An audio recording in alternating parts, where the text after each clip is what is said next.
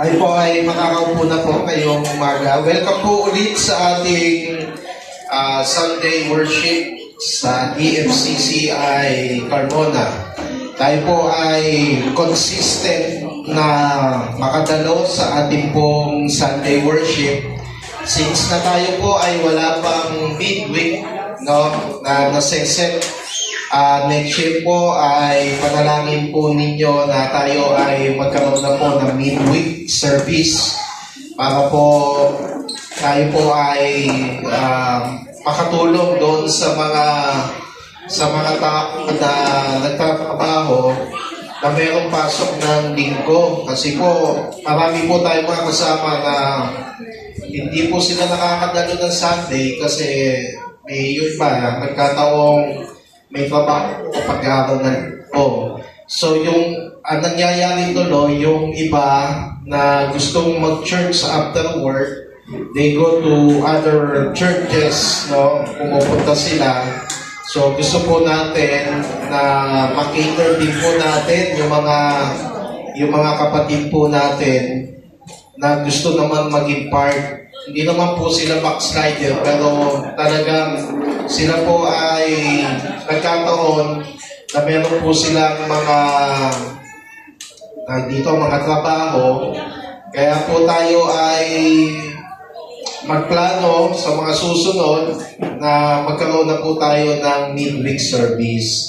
Marami po mga churches, plano mag-pandemic, medyo nabawasan din ang kanilang mga gawain.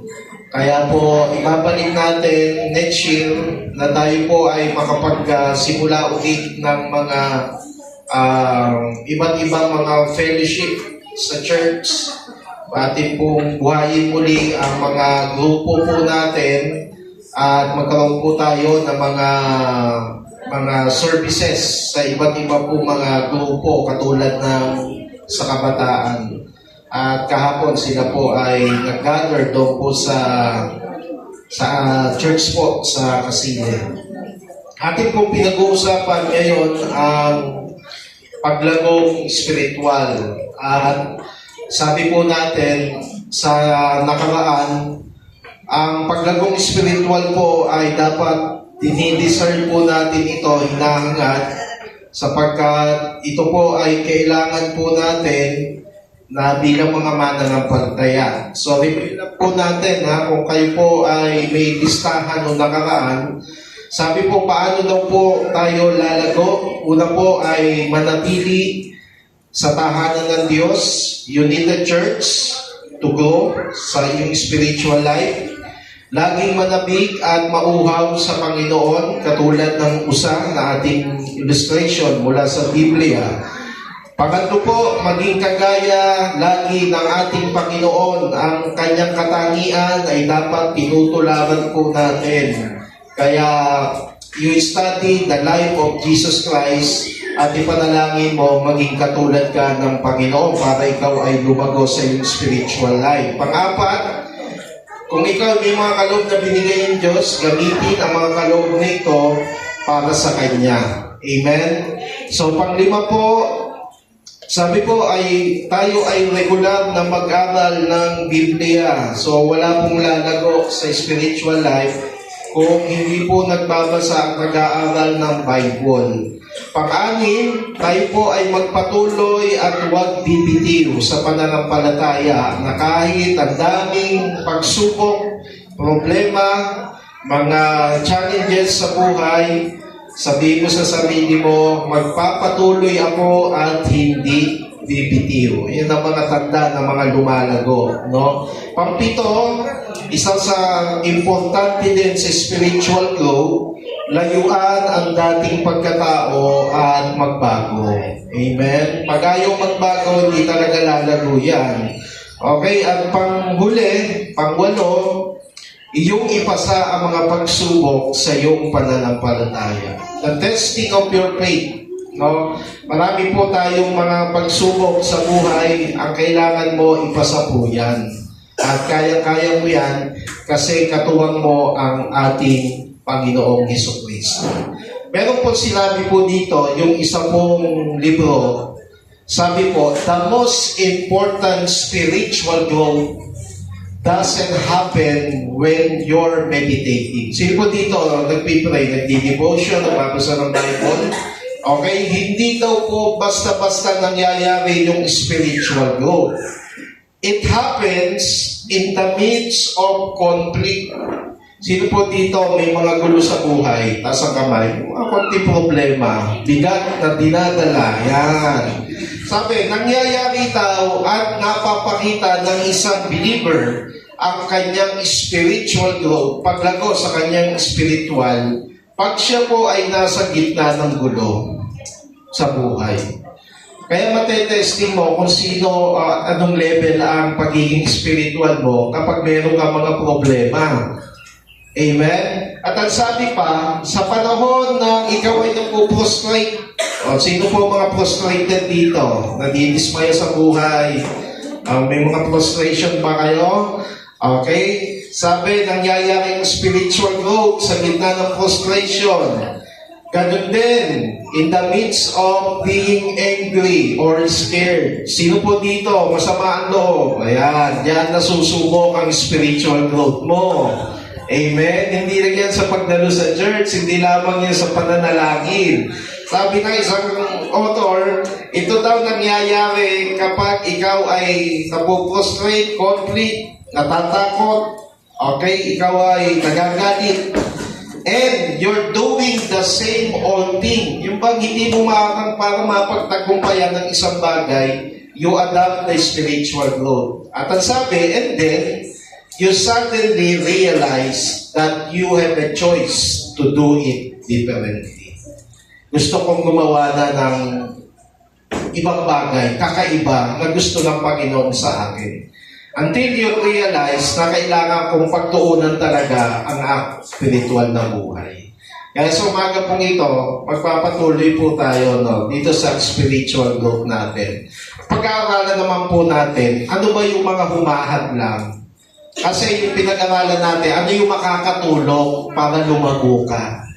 Pero, habang minsan ginugusto mong magpatuloy sa Panginoon, magbasa ng Bible, lumago sa spiritual life, ikaw ay pumunta lagi sa church every Sunday, lagi mong tatandaan, laging merong mga kahadlangan. Sabi mo sa katabi mo, laging may hadlang. Huwag masama ang tingin sa katabi, paano sinasabi, ikaw ang hadlang Sino po dito, may mga kapatid, ikaw ang hadlang sa akin. Okay? So, pag-aaralan po natin ito at sana makita po natin the more that you are so eager na ikaw ay lumago sa iyong spiritual life. Tandaan niyo po, ang Diablo, meron tayong kalaban Ihilahin ka niyan para hindi ka lumago sa relasyon mo sa Panginoon talaga. Given na po yun. At maging handa ka doon. Amen? So, meron po, I think, 5 po ito na ating ibibigay na mga ilang kahadlangan. Baka kasi isa po dito, yan ang nagiging dahilan mo ngayon sa relasyon mo sa Panginoon.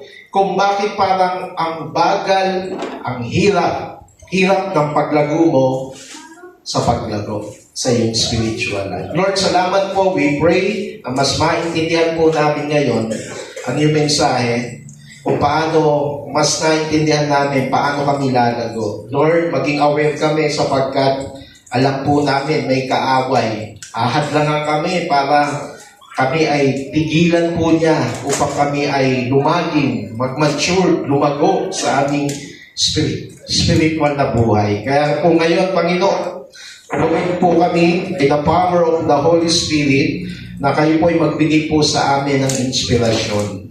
Bigyan niyo po kami ng katatagan, wisdom from above, mas maintindihan po namin na bigyan namin po talaga ito ng halaga. Salamat po sa iyo in the mighty name of Jesus. Amen. Palakpakan po natin ang Panginoon. So, ready na po ba tayo? So, unang bagay po, nahahadlang sa'yo sa paglago sa spiritual mo, lack of priority. Kapag inayawan mo talaga, hindi mo ginusto magbasa ng Bible, hindi mo talaga gusto. Why? Hindi mo kasi priority. Pag sinabi mo, ay ako siguro, once a year lang ako pupunta sa church. Bakit magdi-decide ka ng ganon? Kasi hindi mo priority ang buhay sa iglesia. Amen? Pag sinabi mong, ay, ako talaga, okay lang sa akin, kahit minsan malaglag ako sa tukso, minsan mapasama ako kay tropa, makapag-shot man lang kahit 2 shot, okay lang yun kasi hindi mo priority yung pag-aalaga sa iyong spiritual life. Sometimes, tayo po mga mananampalataya, tinuturuan ng Panginoon paano lumago, paano tumibay, paano lumalim sa kanyang relationship. Pero minsan, yung decision natin salungat doon sa gusto niya. Kaya po, isa sa susi na dapat po natin maintindihan, mga kapatid, matutunan po pala natin na magkaroon tayo din ng priority sa spiritual life. Halimbawa, every Sunday, sino po sa inyo, bago pumunta or umakyat dito sa building na ito, una na niya nasa isip, pupunta siya sa mall at magigimik sila ng tropa niya. Amen?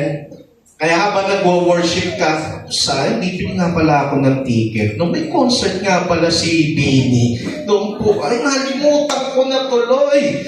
Bakit mo nalimutan? Kasi lumalaban ang isip mo. Dapat ang uunahin ko ay ang pagsamba sa Panginoon. Amen? Amen? Sino po dito, may lakad sana pero nalimutan na niya? At ang sabi sa isip niya, mag-worship muna, I will attend the church.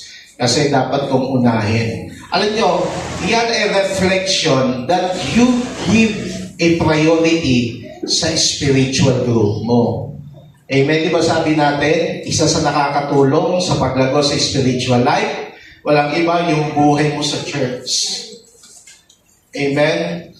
Napatunayan na po yan ng maraming mga believers. Kaya siya nagpastor, kaya siya naging workers, kaya po siya na-encourage na bago ang buhay. Because may mga tao sa loob ng simbahan ang nagpapatibay ng kanyang buhay. I really thank the Lord mula nung mapunta ako sa Christian Church, nakapaligid, na binigay na tao na Diyos sa buhay ko, ay yun nagsasabing, Arvin, magbago ka na. Minsan masakit pakinggan, Arvin, layuan mo na yung vision yan kasi Christian ka na. Minsan parang nakakainis kasi parang ang tingin mo minsan sa tao nagtutuwid sa'yo, napaka-judgmental naman, parang ang yakong naman niya. Pero ang totoo nyon, yung pala mga taong yun, na-realize ko, ito na pala yung mga taong ginagamit ng Diyos para lumago ang spiritual life ko. Amen? Matakot ka pag wala nang tumutuwid sa'yo. Wala nagre-remind sa'yo. Wala nagpapaanda sa'yo. Yan ang delikado. Amen? Kaya minsan, nagkakaroon ka ng panlalamig kasi wala na mga tao nag-encourage sa'yo. So, you give priority sa iyong spiritual growth. Bigyan mo ng panahon ang sarili mo. Si Apostol Pablo, ito ang sabi niya, I press on toward the goal to win the prize for which God has called me heavenward. So, meron siyang goal, meron siyang tinitignan, meron siyang priority. Ano yon? Yung buhay na haharapin niya sa ating Panginoong Jesucristo. Yun ang kanyang priority. So, nangangahulugan, mga kapatid, kahit ano ang ginagawa natin dito sa daigdig, marami po sa inyo may negosyo, may trabaho, pumapasok, nag-aaral, nagpupumilit makapagtapos ng pag-aaral, no? Gusto niya makatapos talaga ng pag-aaral para mas umayos sa kanyang buhay. You give priority for that things, pero huwag mo namang ihuli ang priority, number 1, is your spiritual life. Huwag mo namang ihuli yan. Ako'y nakikiusap, lagi mong iyan ang ilalagay sa iyong unahan. Ang ano yun? Your relationship with our Lord Jesus Christ. Diba sabi ng Bible po sa atin, ano man ang ginagawa nyo, gawin nyo yan para sa Panginoon, hindi sa tao. Kaya tinuturuan po tayo ng Bible, mga kapatid, na kahit ano ang avenue natin sa buhay, pinagkakaabalahan, you give priority to your relationship with our Lord Jesus Christ. Makikita mo, pagpapalain ka ng Panginoon. Amen? Pwede mo bang palakpakan natin ng Panginoon?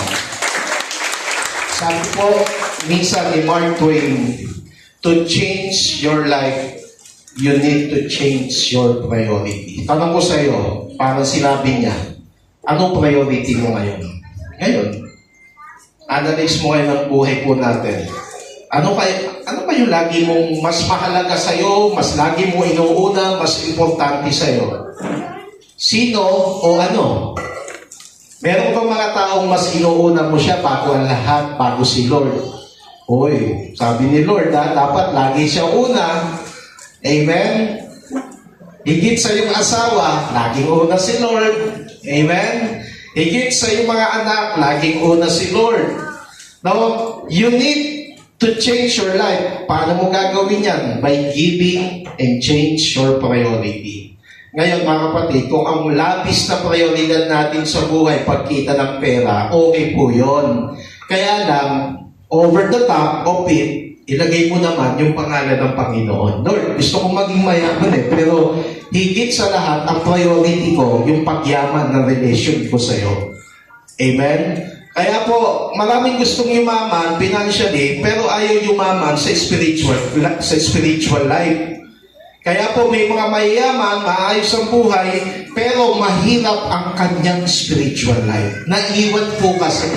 Bakit? Hindi niya kasi naging priority yung pahalagahan ang kanyang spiritual life. Kaya wala po ngayon, mga kapatid, ang yung spiritual pahalagahan mo sa pamamagitan ng pagbibigay ng prioridad mo sa iyong spiritual life. Amen?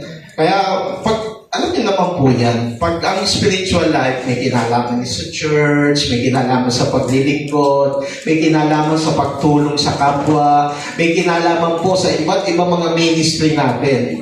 Kaya po, isa sa katibayan ng talagang ang paggago meron tayo, we involve ourselves sa word po ng gospel.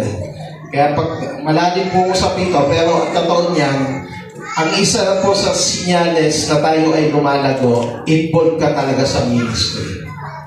Okay? Maring sabihin na iba, ibig sabihin, pag hindi ako involved sa ministry, hindi, ang sinasabi po natin, pag ikaw ay lumalago talaga sa iyong spiritual life, you give priority doon sa iyong spiritual life.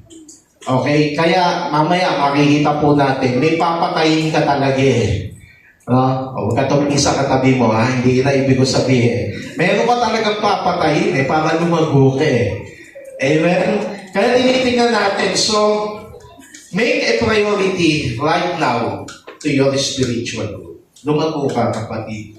Basa ka ng Bible lagi. Di ba sabi natin, noong nakaraan, walang Kristiyanong lumalago na hindi nagbabasa ng Bible. Okay? Make priority na ikaw ay lumago. Pangalawa, isa sa hadlang na sisira sa paglago ng spiritual life mo, worldly interest is more than spirituality. Mas interesado ka, mas bigay todo ka sa mga bagay dito sa daigdig kaysa sa spiritual life mo. Di ba? Pag ikaw ay spiritual, syempre, uunahin mo, mga bagay may kinalaman sa Diyos. Sino magiging priority ko? Kaysa sa mga bagay na interest dito sa sanlibutan. Kaya may mga Christian na lumalabas, they really compromise their faith. Kasi, mas inuuna nila ang kamunduhan eh. Mas inuuna nila ang interest ng mga bagay na gusto mo makamit.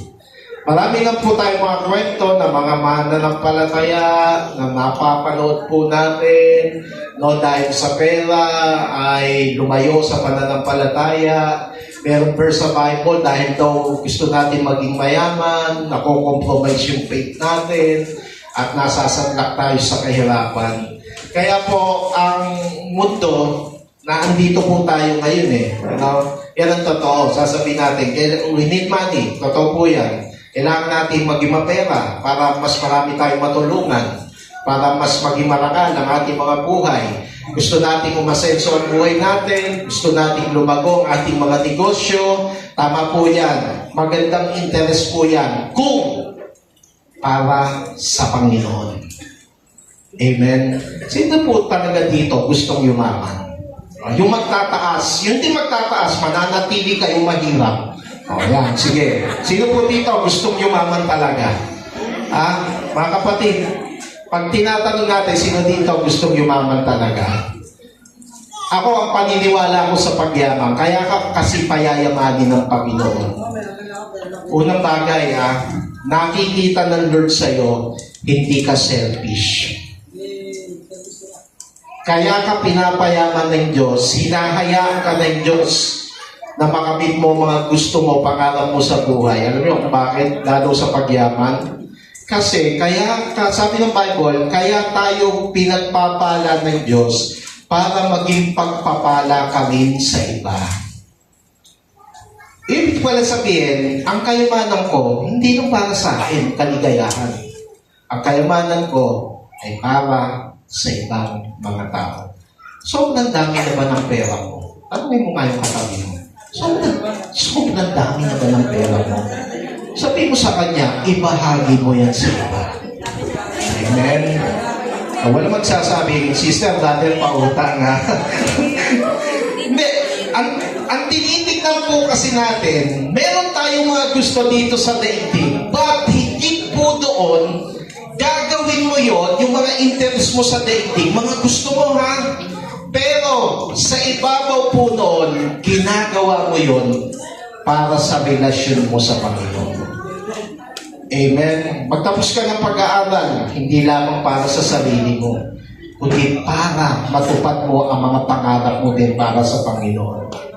Amen. Kaya yung po mga estudyante, huwag lang kayong mag-aaral. Mag-aaral kayo, nakasama ang Panginoon. Magtapos kayo, nakasama si Lord. Kung kayo man maging engineer someday, meron po dito mga engineer, architect, magtatapos, may doktora tayo, magtatapos, pagpipray po natin si Mika kasi sa Wednesday, kukuha ng board exam po yan. At pray po natin niya sa Panginoon, nabigyan siya ng wisdom ng Lord. Kaya ano ba mga magiging accomplishment po ng mga interest mo dito sa mundo, lagi mo tatandaan na hindi na tayo ang nabubuhay sa ating mga sarili, kundi sino na ang nabubuhay? Walang iba, kundi ang ating Panginoong Hesukristo. Kaya lahat ng mga gusto natin, we live by faith and not by sight.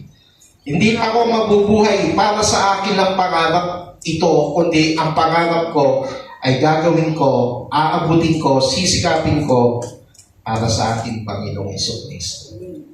Amen? Sabi po ng verse dito, kaya po ang warning sa atin ni Pedro, ito po, sa nasa Tagalog, nakaiwas na sa kasamaan ng daigdig ang mga taong kumilala kay Hesukristo. Sino na po ang nakaiwas dito sa mga masamang gawain? Meron na ba nagtagumpay dito? O struggle pa rin?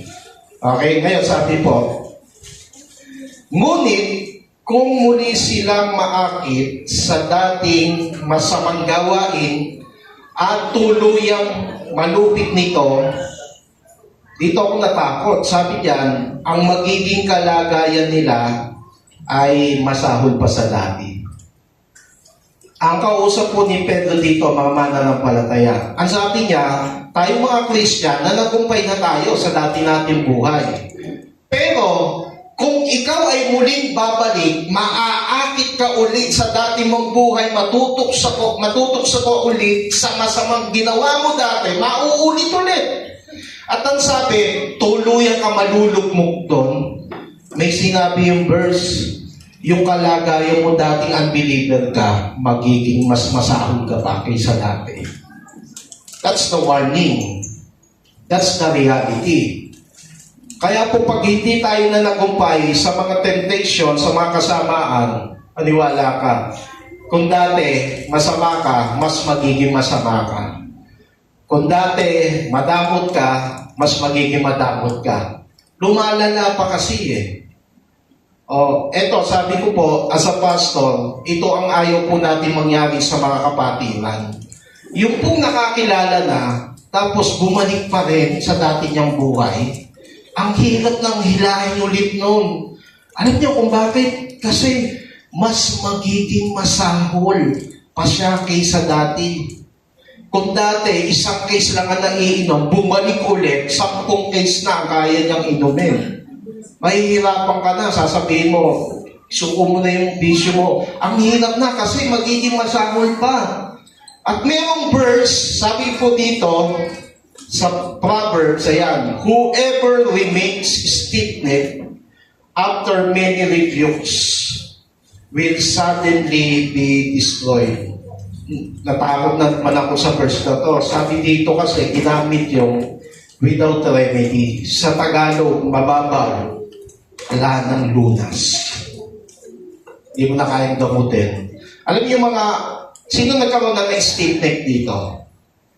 Ako, ilang beses na nagkaroon yan. Anong pakiramdam ng stiff neck? Nakakita ka ng maganda, sexy. Hindi mo mailingon eh. Sakit, di ba? Steady ka lang doon, dito. Kasi hindi mo maibaling.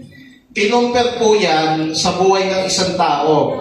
Kapag ang isang tao ayaw na magpatuwid, in spite of many rebukes, kahit pinaalalahanan ni pastor, pinaalalahanan ni sister, ni brother, huwag mo na gawin yan, kalimutan mo na yan, mag-overcome ka dyan, sa bagay na yan, hindi pa rin nananagumpay, kasi stiff neck, nakapokus kasi siya dun eh, hindi niya kayang ibaling eh. O, nandito si Lord, pag lumingin ka dito, magiging overcomer ka na, hindi mo kaya kasi nakatuto ka doon. Kaya kahit anong payo sa'yo, sige, payo dito, payo doon, gaganda ng payo, kahit sa mga counselor pa sa radyo ikaw, hindi ka na makaalis doon kasi may stiff neck. Naintindihan niyo po ba, mga kapatid? Tanungin mo yung katabi mo, baka may stiff neck ka, ha? Amen? Without a remedy, at sabi ng Bible, yun ang nakakatakot doon. Hindi mo na kaya, wala na lunas. At ang sabi, will suddenly be destroyed. Kaya nangyari kay Satan eh. No? Gusto magawin ng pagka-Diyos ng ating Panginoon. Wala, siguro, hindi natin alam, baka pinapayuhan siya ng Lord na, huwag mong gagawin yan. I am the Alpha and Omega. So, may usapan silang gano'n sa langit bago siya ilaglag. Pero naging matigas, so wala na remedy, na-destroy siya, pinagsak sa lupa. Alam mo, as a believer, dapat nakikita natin yung mga ganyan verse. Pag na-meditate po natin yan, lumalambot na ulo natin. Kasi alam mo kung anong kahihat na nakatigasan ng ulo mo. Amen? You will be destroyed and without remedy. Hindi ko malilimutan niya, kaya sabi ko, Lord, huwag niyong patigasin ang ulo ko. Kasi alam ko, someday, madi-destroy ako eh. Mamamatay ako. Mawawasak ako. Magtatapos ako. Kaya po yung mundo, influence po yan. Lahat tayo. Nandito kasi tayo. Di po tayo nabubuhay sa Pluto, sa Saturn. Kaya nasa Earth tayo. So sa Earth, there is a spirit. May influence to eh. Hahatakin ka talaga eh. Aatating ka, hikayatin ka, bibigyan ka ni Satan ng mga parang magagandang bagay sa mundong ito, pero ang kapalit nun ay your life will be destroyed. Diba sabi po natin yung nakarami, 200. Tayo yung namimili. Makipot, malapad. So yung malapad, ang dulo nun, kamatayan. Yung mahirap, tingin mo, pero para sa Panginoon yun, makipot, makitid, ang dulo nun ay buhay. Kaya tayo, mga kapatid, kung gusto natin lumago, huwag matigas ang ulo. Amen? Amen. At walang matigas ang ulo na lumalago sa kanyang spiritual life. Amen? Napatunayan mo na rin po yan. Lahat ng marunong humingi ng payo at nakikinig sa payo, yan ang mga liable to have a spiritual growth. Nakita ko po sa mga mananampalataya tayo, no? Pag tayo nagmatigas talaga, wala talagang tanda ng paglago sa spiritual. Alam niyo naman po yung gawa ng laman at gawa ng espiritu. Alam naman po natin yung bunga ng espiritu at bunga o gawa ng laman. Love, joy, peace. Pag wala po tayo nun, wala po talaga spiritual growth. Kaya po tayo magsanay sa ating pong paglago, magbigay ng priority, no? Huwag masyadong buhos na buhos sa buhay natin sa mga bagay dito sa daigdig. Kung gusto mong bumili ng sasakyan, bumili ka na lang ng tamang sasakyan. Except kung sobrang-sobra ang pera mo. Yung iba kasi, tama lang ang kita, ang gustong bilhin ng sasakyan, BMW. Maging sapat na lang kung ano ang meron ka. Be content with what you have. Amen. Yung mga kabataan, ang kita ng magulang, hindi naman ganun kalaki. Ang gustong ipabili ng mga kabataan, mga iPhone na napakamamahal. Si nanay, tatay, halos magkumahog lang sa trabaho, makaipon, makapag-aral lamang ang mga anak. So be happy kung ano ang kaloob na binigay sa atin ng Panginoon. Amen? Yun yung worldly interest na sinasabi natin. Sino dito, may mga kabataan dito, sino dito, ang cellphone ninyo, bigay ng magulang nyo? Taas ang kamay. Are you happy dahil nabigyan kayo ng mga magulang nyo ng cellphone? Or, nung binigay sa inyo, sinabi nyo ba, ay, akala ko iPhone 16. Nakakalungkot naman, nanay, ba't naman ito? Magbibigay ka na rin lang, hindi pa iPhone 16. Worldly interest. Be content with what you have. Amen? Mas mahalaga na mas mayaman ang spiritual na buhay po natin. At mayaman, maunlad ang spiritual life po natin. Pangatlo, mga kapatid, ay isa sa hindrance, malnourished ka spiritually. Spiritual malnourishment. Hindi mo naalagaan. Nakakita na kayo na napakapayat na yung mga bata sa Africa. Pag nakakapanood kayo, may mga ilang lugar sa Africa na walang makakain yung mga bata. So, may mga bata doon, ang laki ng ulo, ang laki ng tiyan, pero yung mga butot balat na lang yung kanilang katawan. So, malnourished kasi sila, hindi napapakain. Nalimutan kong isama yung picture Kaya, sa spiritual life, ganun din. Maraming, sana dito, huwag nating pangarapin na maging malnourished tayo. Marami po sa inyo malalaki Parang bihira ang payat dito Bakit ba ganyan? Bihira ang payat sa Dorothy Carmona. Walang payat dito, no? Si Tenye na nga payat dito Yung spiritual malnourishment, mga kapatid, sabi po ng Bible, ito po yon. Ayan natin dyan 1 Peter 2:2. Like newborn babies, okay, great pure spiritual milk, so that by it you may grow up in your salvation. Totoo naman, pag ang baby, hindi mo pwede pakainin ng solid food. Ano pinapakain natin? Gatas. Either na gatas ng ina o gatas ng baka na nanggagaling doon sa dilata. Okay, normal po yun. Kasi po, yun yung pag-nourish mo para mapalaki ang bata. Katulad po ng picture na ito. Ayan. Yan yung malnourished na sinasabi natin. Ayan. Pag tumingin ka sa salamin, sasabi mo, ganda ng katawan, may abs ka pa no? Pero pag tumingin siguro tayo sa salamin ng Diyos, baka yung spiritual life natin parang ganito Baliktad doon sa itsura ng physical body mo. So, malnourishment, when we are nourished, okay, tingnan po natin next slide. Ayan. Ano po ang comparison po natin dyan? Yung naturally, yung human growth, magsisimula ka sa being infant. Siyempre, baby, dumedede ka pa. Kaya sa spiritual life, hindi mo pa kayang tanggapin yung mabibigat na sinasabi ng Bible kasi baby pa. So, tinuturuan siya ng mga basic doctrine, sa observation. So, habang tumatanda, early stage niya, middle, okay? Tapos hanggang tumanda siya, nagmamature siya, nagiging tao talaga siya, lumalaki. No? Pero yung sa baba, baby, wala akong makikita picture na same appearance niya, no?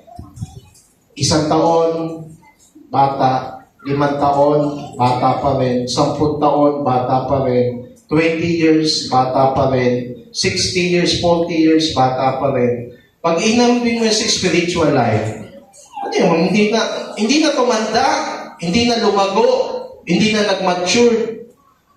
Ito, physical, same with our spiritual. Kaya po ngayon, halimbawa po, 20 years ka na pataas sa iyong spiritual life, sa iyong relasyon sa Diyos. Tapos, ang alam mo lang verse, John 3:16. Parang namang napaka-baby naman natin noon. Diba? Tapos, sa ulo mo nga, hindi mo kaya ipaliwanag yung John 3:16. Ano nangyari sa iyo after 20 years? Still infant. Pero sana, ang spiritual growth, habang tumatagal ka sa relationship mo kay God, marami ka na natututunan sa buhay. Di ba? Yung baby, wala natututunan yan eh. No? Yung baby, anong ginagawa ng baby? Tanungin ko nga po, anong ginagawa ng baby? Ano ang ambisyon ng baby? Tulog. Pag hindi mo nabigyan ng gatas, iiyak ng iiyak. Ganon ang mga baby Christian. Hindi mo maibigay ang gusto, magnangangawa, sasama loob. Baby kasi eh. Pero yung mga matatanda, katulad nung sa taas, huwag mo bigyan niya, sasabihin niyo, okay lang po yun. Okay lang po sa akin. Kasi matanda na siya, mature na, marunong nang humarap sa hamon ng buhay. Eh, yung mga baby Christian, sa hamon ng buhay, konti problema lang. Ayoko na pumunta muna sa church, pastor, huwag niyo muna akong kausapin, huwag niyo muna akong payuhan, pastor. Ang mga baby kasi, diba? Pag na-correct na sabihan, iiyak, magbumukmok, sasama loob, baby kasi. Pero yung mga matatanda na, sabihan mo eh. Sabihan mo sila, sasabihin lang yan, sige po, titignan ko po. Iintindihin ka na nila. Same with our relationship with God. Kaya po, tayo sama-samang mag-mature, lumago. Amen? Yung spiritual knowledge, needed talaga po natin yan. By reading the Bible, manalangin ka, 1 beses sa araw, 2 beses, 3 mo na kung gusto mo, yun ang pagnononis po na, yun ang gatas natin eh. Amen? Yun ang kailangan natin. So kung matagal ka ng Christian, hindi na pwede sa'yo ang gatas, dapat sa'yo tumibay ka na, patitigas na, kumakain ka na ng yung paborito ni Daniel, yung mga steak, yung mga sa Texas, sarap na steak yan. Yung mga karning na doon na, talagang makakapal na niluluto. Yung baby, hindi mo pwede pakainin yun, mamamatay yun, mabubulunan yun eh. Nakakita ka na ng baby, kalong-kalong, sinubuan ng 1 piraso na steak, patay yun. Hindi kakayanin. Same with our relationship with God. Sa spiritual life, ganun din. Kaya, ako po, pag makikipag-deal sa mga believers, lalo na akong kilala mo kung sino siya, kung anong level ang kanyang spiritual growth niya, ibabagay mo na lang muna yung sarili mo sa kanya. Oo. Ganun si Pablo. Maabot lamang ikaw. So, kung medyo immature ka, sa isang banda, magmimisto lang immature din ako muna sa'yo para maintindihan kita. Amen? Ganyan talaga eh. Kailangan may nourishment. Okay? Mga kapatid, hindi si pastor ang gumagawa niyan. Unang-una. Alam niyo kung sino? Ikaw mismo. Huwag mo sisisihin si pastor na sasabihin mo or ang church. Kasi naman, 20 years na ako dumadalo sa church, hindi pa rin nagbabago ang relationship ko kanya. Parang ang bagal-bagal. Kaya ako naiinis doon sa mga lumilipat ng church. Tapos sasabihin nila, pag lumipat, dito ako lumago. Lumago. 50 years ka na Christian, lumipat ka lang dyan, lumago ka na. Hindi po totoo yun. Ang totoong nakatutulong ng higit sa'yo sa paglago mo, sa spiritual life mo, taas po natin na ganito. Taas po, taas. Tapos, ituro mo to. Eto, ikaw yan. Ba't hindi ka lalago? Ikaw kasi. Huwag ka manisi ng iba. Bakit hindi ka lumalago? Hindi ka nag-pray. Ilang beses ka nagbabasa ng Bible? Once a year? Pag birthday mo lang? Pag may sakit ang anak mo? Pag nag-away kayo mag-asawa, doon ka lang mag-pray? No. We practice spiritual nourishment every day. Kaya mong hindi kumain ng isang linggo? O fasting ka? Pero hindi normal. Everyday kumakain tayo, masasarap pa nga eh. Yung iba sa inyo, mainit ang ulo pag hindi nakakakain maghapon. Tama? Dapat ganun ka din. Pag hindi ka nakakapagbasa ng Bible, mainit din ang ulo mo dapat. Amen? Kung makausapin, di pa ako nagbabasa ng Bible, ha? Baka masaktan ka. Dapat ganun tayo. Amen?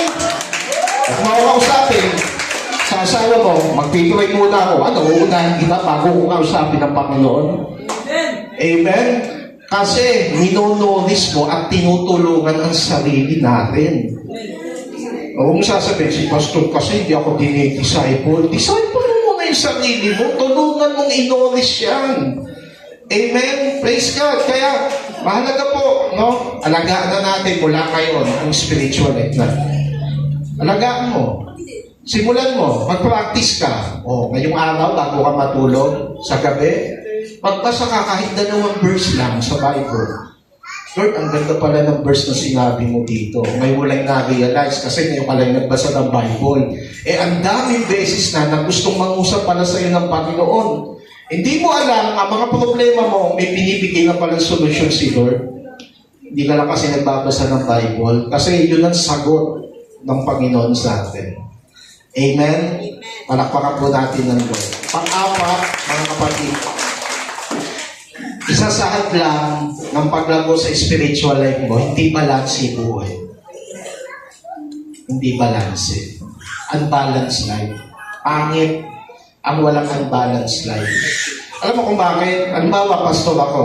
Gagawin ko lang ba pag mag-preach na mag-preach everyday? Paano na yung sarili ko? Paano na yung pamilya ko? So, hindi balanse. Ang tingin tuloy sa akin ng mga tao, magiging religious person lang ako.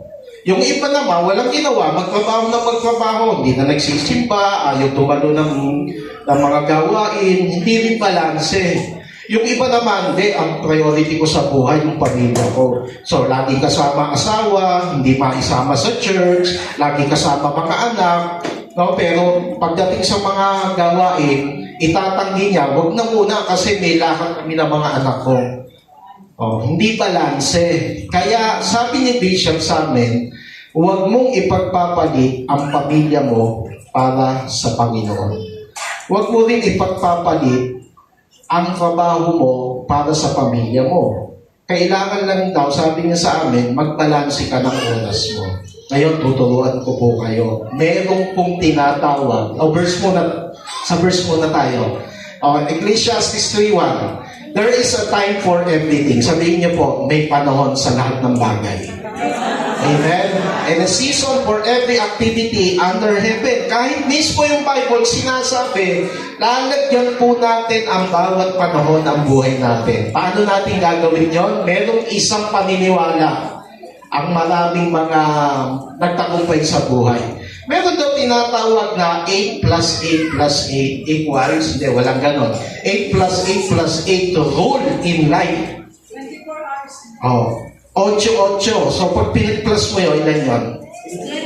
24 oras, isang araw. Tigil-tigilan na natin, mga kapatid. Kulang kasi ang oras ko para matapos yung trabaho ko.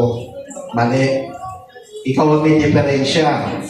Kaya balanse ang buhay. You distribute your 24 hours into 3 parts. 8-8. Sabihin mo sa kapatid mo, 8-8 tayo, ha? 8-8-8. Okay? Parts to make a good balance of your life. Yung unang 8 hours, sige, isagat mo sa sarili mo, magtrabaho ka, 8 oras. Eh problema, Pastor, sabi ng boss ko, mag-overtime ako. Okay, minus mo na lang. Okay? So, meron tayong oras para sa trabaho. Pangalawa, yung isang 8 oras mo, nako, eto, delikado mga kabataan dito. Mga kabataan na hindi natutulog, hindi balanse ang buhay mo. Amen? Tulog mo lang 3 oras, nagpupuyat ka sa kalalaro ng kung ano-anong online games, puyat ka, alas 3 matutulog, papasok ka kinabukasan. Kailangan mo pumasok alas 7 o ilang oras na natulog mo. 3, 4, hindi balanse. Kaya sabi ng mga mahusay sa buhay, 8 oras ang tulog, trabaho 8 oras. Ito maganda. Yung 8 oras na plus mo, yun na yung para sa'yo. Okay, meron tinatawag na 3 F, 3 H, at 3 S. Ano-ano yun? 3 F, yung 8 oras mo, meron kang 3 F dapat. You have time to your family. You have time to your friends. You have time to your faith. Ayan. Dapat hindi nawawala yung faith. Yan tayo nabubuhay eh.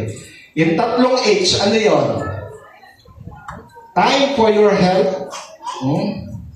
Okay, alagaan. Kaya yung matatakaw, sobrang kumain, hindi po balanse yan.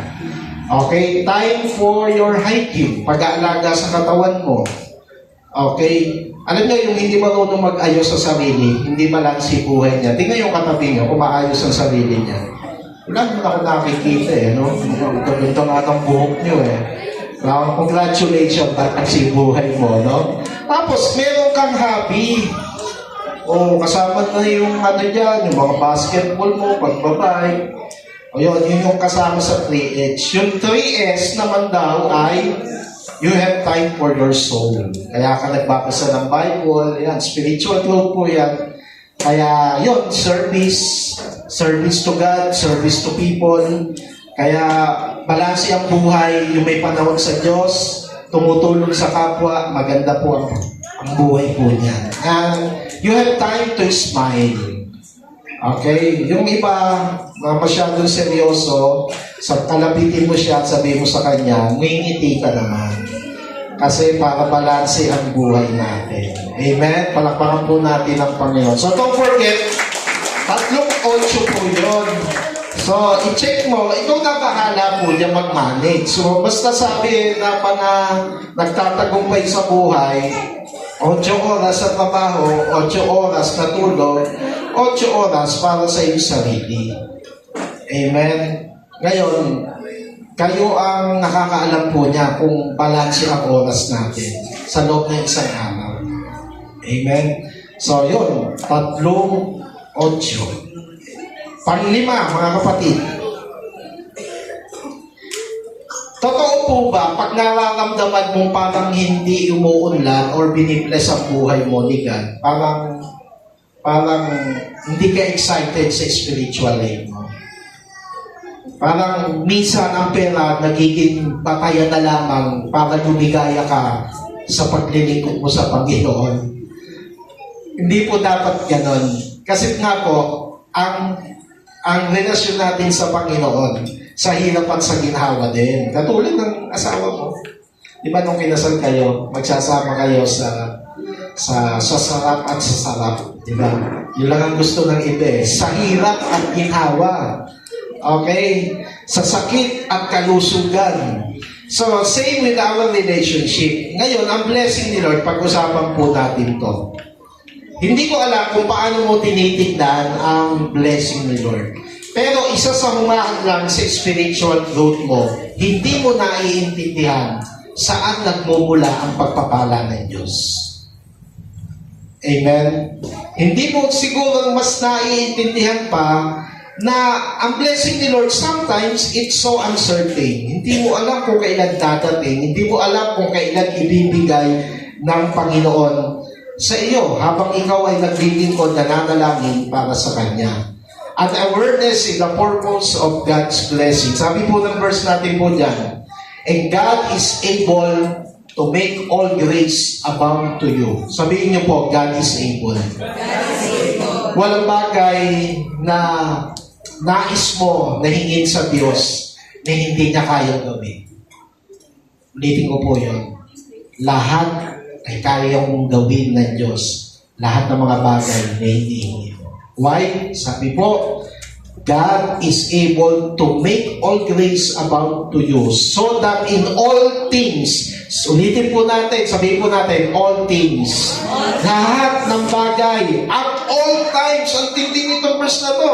That's why yun ang maganda pag nagme-meditate ka, sabi, God is able to make all grace abound to you so that in all things, sa lahat daw ng bagay, hindi lang sa lahat ng bagay, sa lahat ng oras, having all that you need.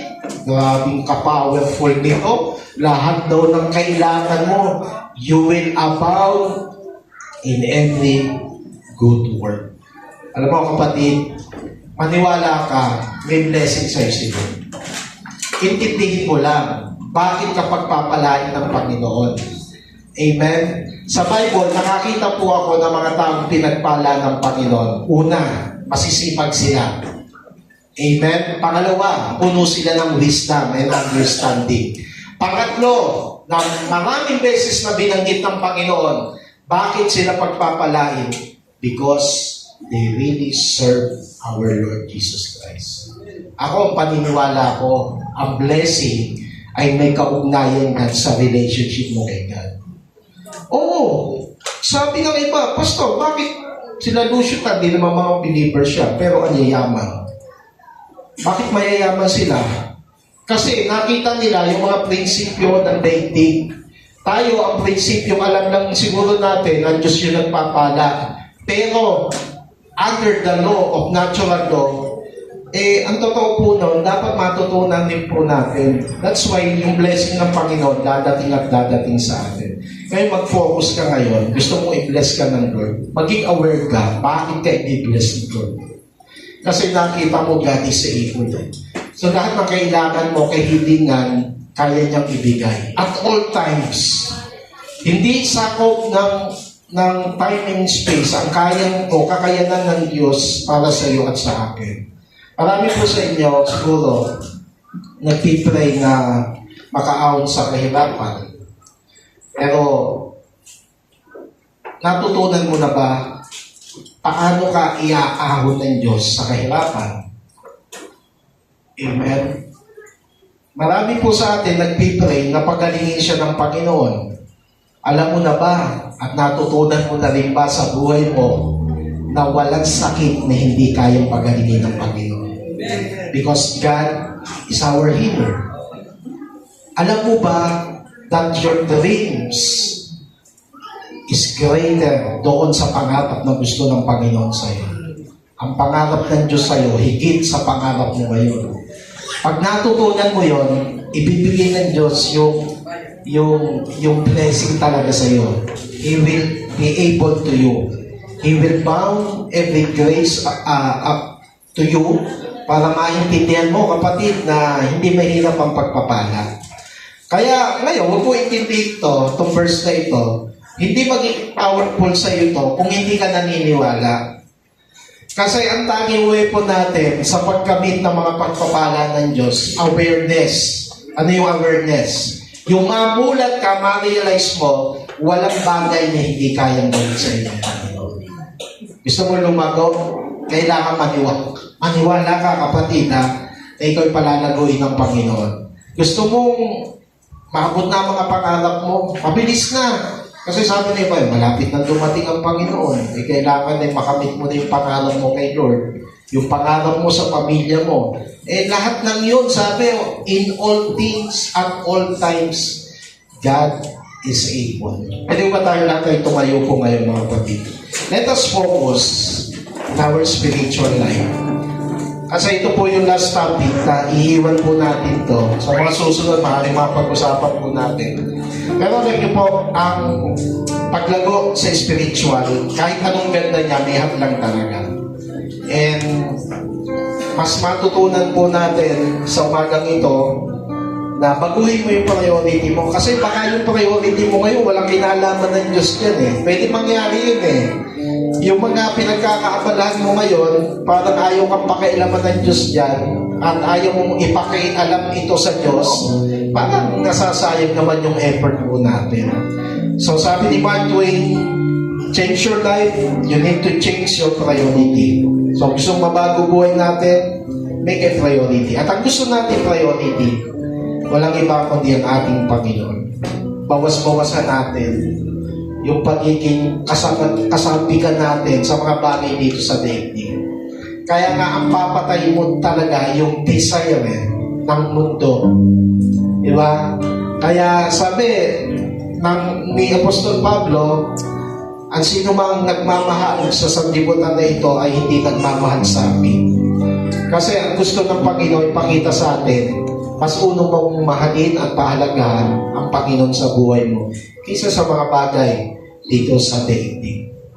Mas lalo mong alagaan ngayon ang spiritual life mo. Kasi hindi natin alam, topic ng bumalik ang Panginoon. Panaguin mo, mag-aral ka ng Bible, commit your life in the ministry, serve God, serve people. Humingi ka ngayon sa Panginoon, nabigyan ka ng wisdom to balance your life.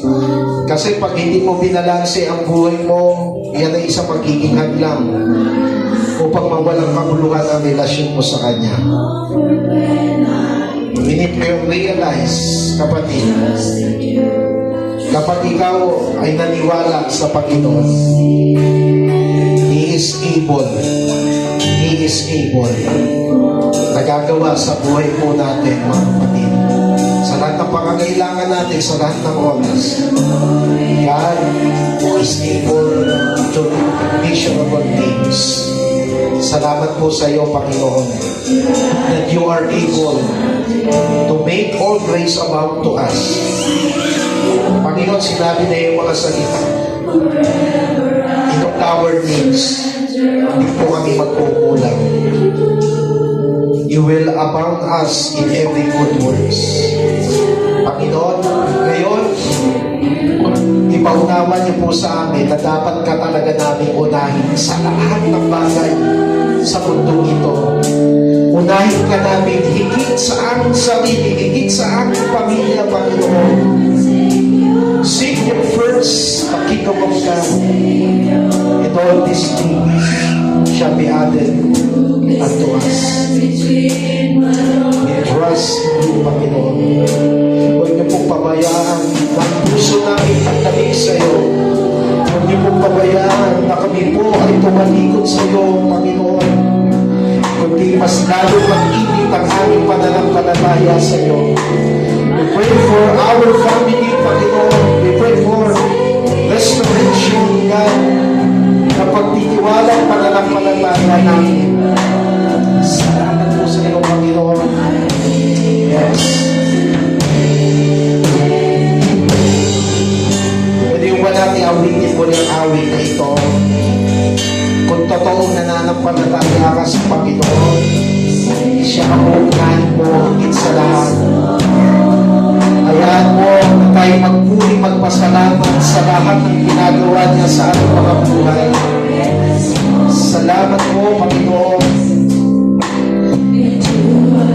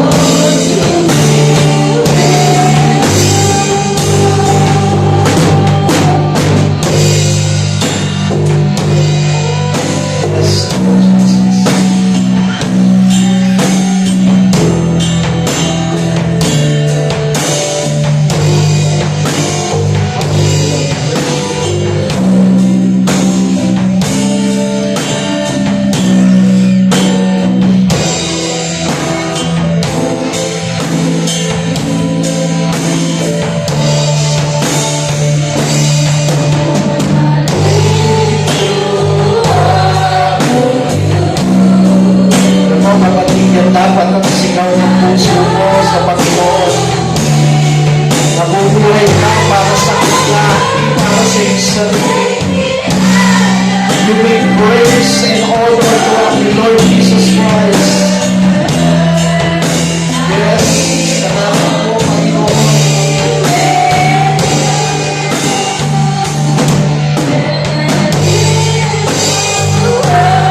We live to honor you, to worship you. Our Lord Jesus, salamat po, Panginoon.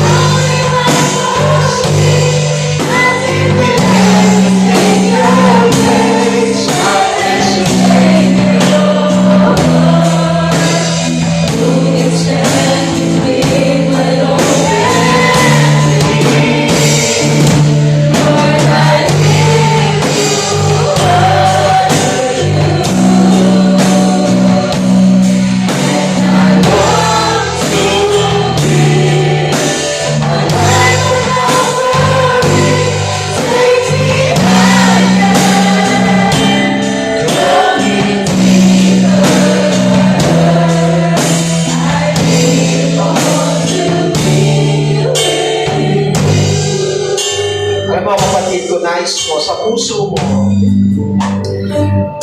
na ninanais mo talaga na ikaw ay magkaroon ng purpose ang relationship mo kay God. Kung minsan, nalilito tayo, ang pagiging Kristiyano po natin ay parang wala lang. Pero lahat tayo ay tinawag ng Panginoon. Kung nais mo ngayon, na sinasabi ng puso mo, Lord, panaguin niyo ko sa aking spiritual. Kung mahina ang relasyon mo ngayon sa Panginoon, bibigyan ka ngayon muli ng kalakasan ng Diyos. Kung nanlalamig na tayo sa pagmamahal ng Diyos, bumalik tayo sa tagling na init na ibinigay ng Diyos sa unang pag-ibig na naranasan natin sa Kanya. Pwede natin ita sa ating mga kamay. Lord, we pray for the restoration. We pray for a revival in our hearts, Lord. Bumabalik po ngayon kami sa init ng pagmamahal po namin sa iyo, Panginoon. Nananabig kang aming mga kaluluwa para sa iyong presensya. Ibalik niyo po kami sa pagtitibay, paglamin ng aming pananampalataya. Ayaw niyo po, Panginoon, na lagi namin maranasan ang dakilang pagmamahal niyo po sa amin. Iayos niyo muli ang aming mga puso. Iayos niyo muli ang aming mga buhay. At bayaan niyo sa lahat ng gagawin po namin sa daigdig na ito. Wala kaming ibang ipatataas at bibigyan ng parangal, kundi ang pangalan lamang ng aming Panginoong Jesucristo. Salamat po sa iyo. Salamat sa iyong kabutihan. Salamat sa iyong kakapilaan. Yes, Lord.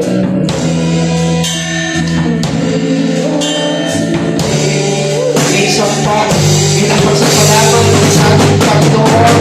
Let us give honor and worship our Lord. Worship you, our God.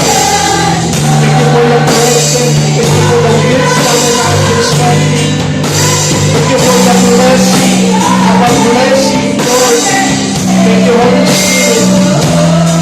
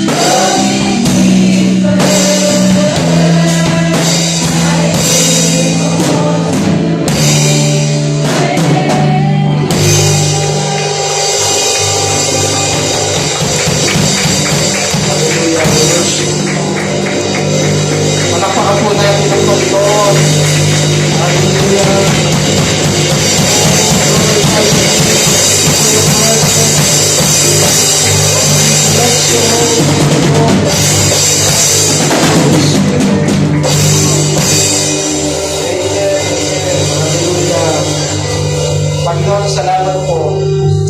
At ang papuri, kadakilaan ay tanging sa iyo lamang. Sa pangalan ni Jesus. Amen. Palakpakan po natin ang Panginoon.